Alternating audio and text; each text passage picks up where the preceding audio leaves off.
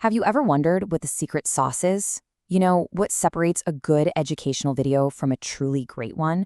Well, today we're pulling back the curtain on exactly that.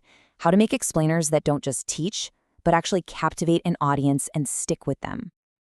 I mean, we've all been there, right? You click on a video and you can just tell within the first few seconds if it's going to be amazing or a total snooze fest.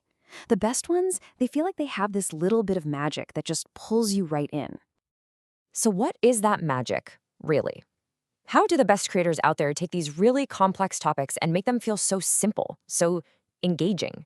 That is the exact question we are going to break down today. And here's the thing.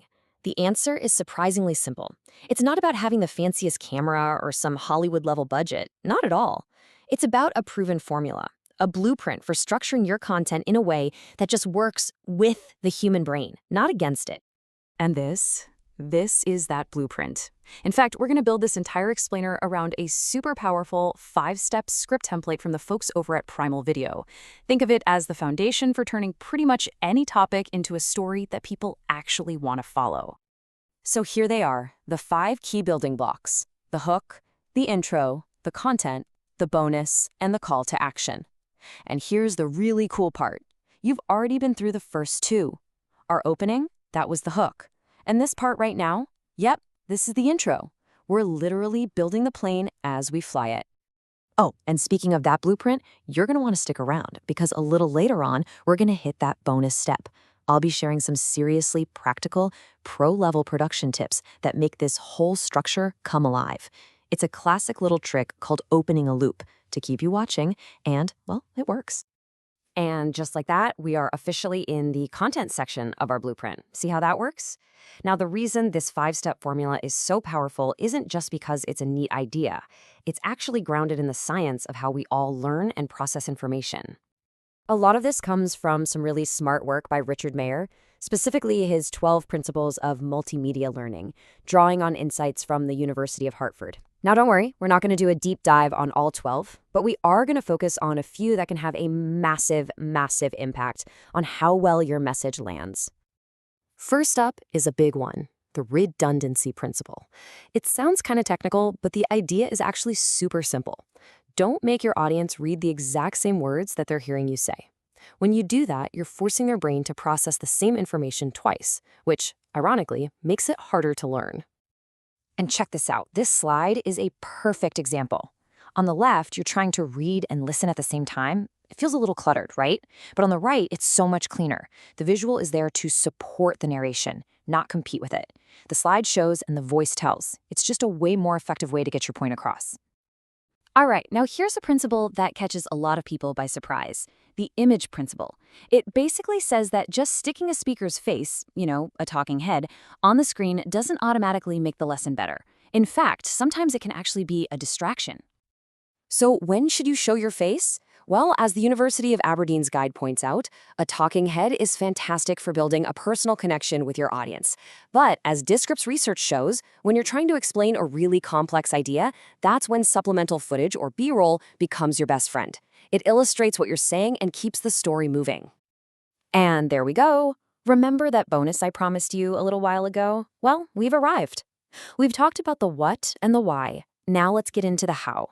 The really practical stuff for taking your plan and turning it into something polished and professional. First things first, before you even think about hitting record, you need a plan. And a storyboard is your absolute best friend here. Just look at this little sketch from the University of Aberdeen's guide. It proves you do not have to be an artist. It's just a sequence of simple drawings to map out what's going to be on screen and when.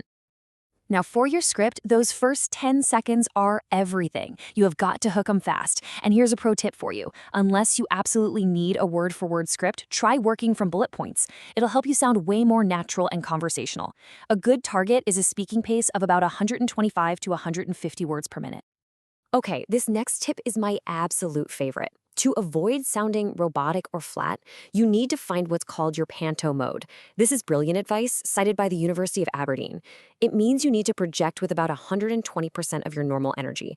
It's going to feel a little strange at first, but the camera and mic just suck the energy out of a performance, so that little bit of exaggeration is what makes you sound natural and engaging on screen. Let me be crystal clear about this. Your audio is everything. You can have the most beautiful visuals in the world, but if your audio is bad, people will click away instantly. As both Voquent and Aberdeen stress, using an external microphone is non-negotiable for high quality. And try to record in a quiet room, maybe one with a rug or curtains to cut down on echo. Your audience's ears will thank you for it, I promise. And finally, a really crucial point on accessibility. As this slide from the Aberdeen Guide shows perfectly, good color contrast isn't just a nice design choice, it's essential. It ensures that your text is actually readable for everyone, including people with visual impairments. Yellow on black? Easy to read. Blue on black? Yeah, not so much. All right, we have made it to the final step of our 5-part blueprint, the call to action. This is where we bring everything home and we focus on the key things you need to remember to start making your own fantastic explainers. So let's recap the big ones. First, structure is everything, so use that 5-step blueprint. Second, ground your visual choices in science. Apply those multimedia principles we talked about. Third, delivery is absolutely key, so bring the energy and find your Panta mode. And finally, always plan ahead with a storyboard and a script. But you know, if you only take away one single thing from all this, let it be this.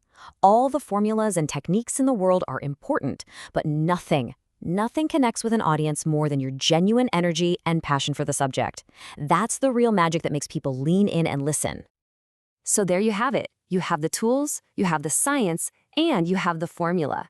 The only thing left to do is go out and put it into action. So, what story are you passionate about? What idea are you ready to share with the world? The blueprint is all yours.